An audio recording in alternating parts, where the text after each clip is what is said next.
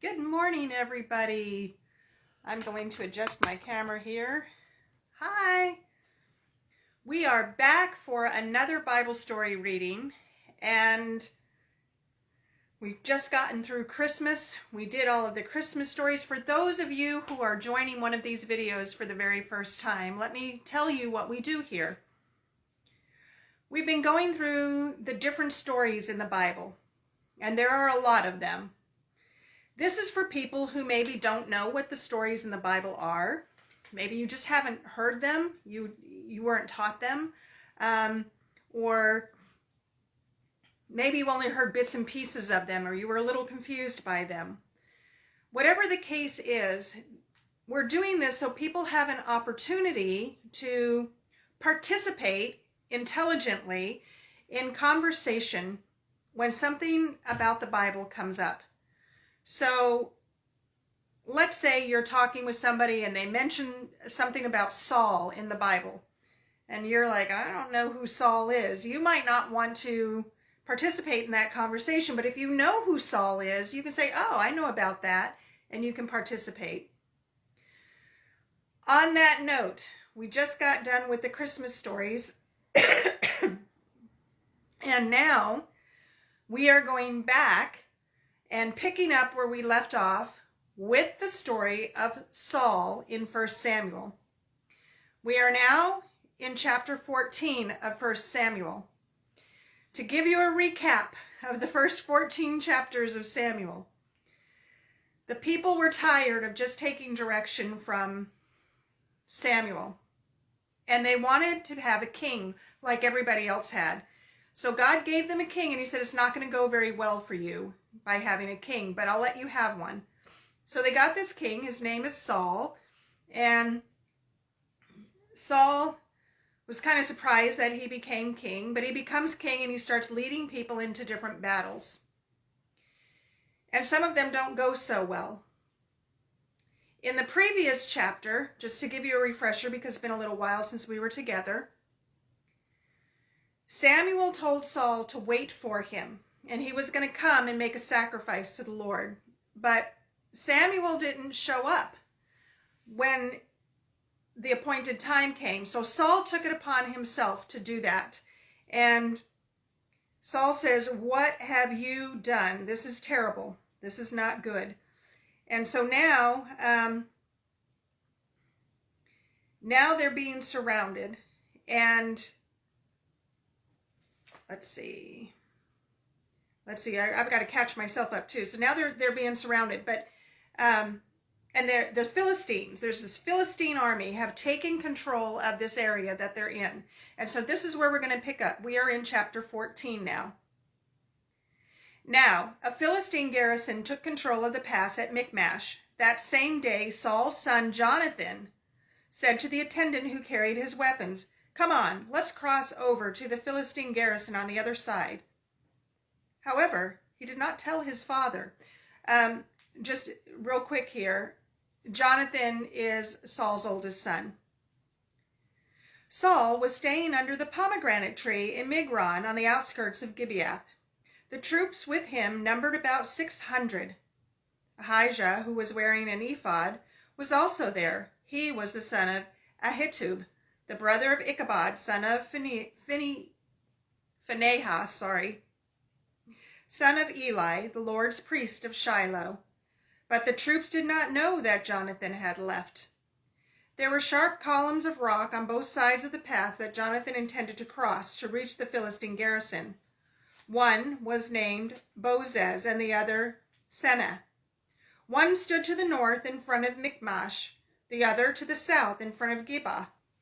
Johnathan said to the attendant who carried his weapons, come on, let's cross over to the garrison of the uncircumcised men. Perhaps the Lord will help us. Nothing can keep the Lord from saving, whether by many or by few. His armor-bearer responded, do what is in your heart. I'm right here with you, whatever you decide. All right, Johnathan replied, we'll cross over to the men and then let them see us. If they say, wait until we reach you, then we will stay where we are and not go to them.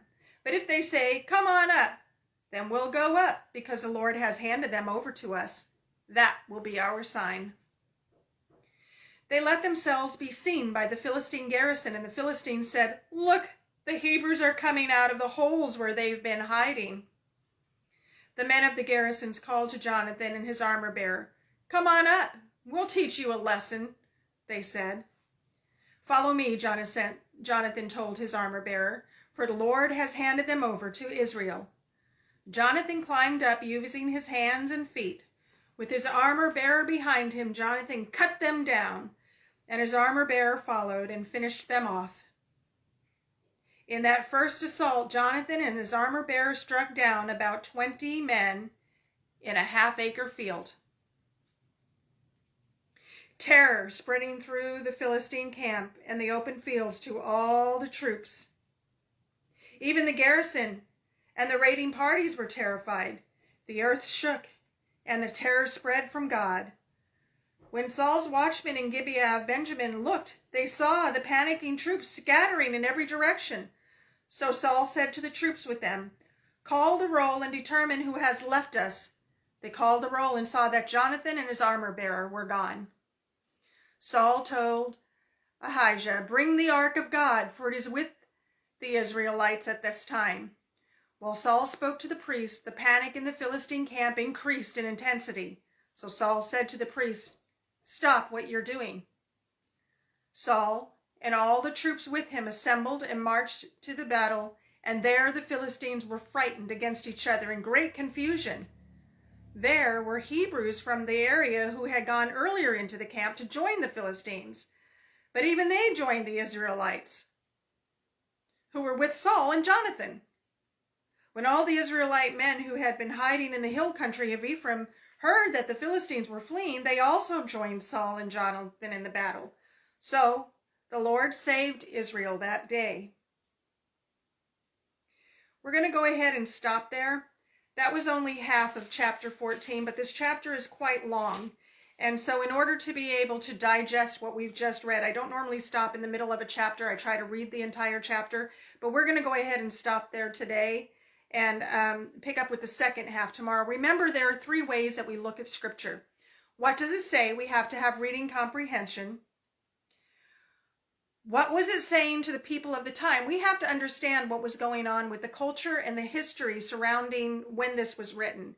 And what, if anything, does it say to us today? So what did we just read? We read, so at this point, the Israelites have been surrounded by these Philistines, and they're frightened. So they hide out. But Johnathan thinks to himself, he says, I'm not hiding out. I'm going to go and face this Philistine, this garrison. And he takes his armor bearer, and they start heading up this mountain where the Philistines are. And he tells his armor bearer, he says, here's what we're going to do. We're going to let them see us coming to them. And when they see us, if they come down to us, we'll know that this is not in God's plan.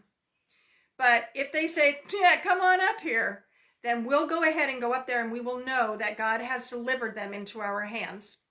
So the armor bearer agrees. He's like, whatever you think is right, we'll do that. You trust God. And Johnathan says something very interesting. He says to his armor bearer, he says, nothing can keep the Lord from saving, whether by many or by few.